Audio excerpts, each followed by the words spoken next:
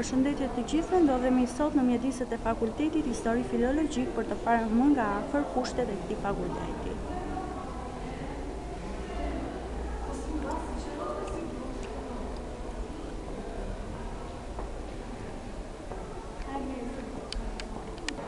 Ndodhemi këtu në një nga klasat ku zhvillohen leksionet në këtë fakultet dhe siç mund ta shihni, bankat, kariget dhe drasat janë të reja.